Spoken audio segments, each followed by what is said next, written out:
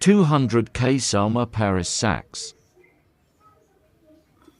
versus less than 18k black and gold sax.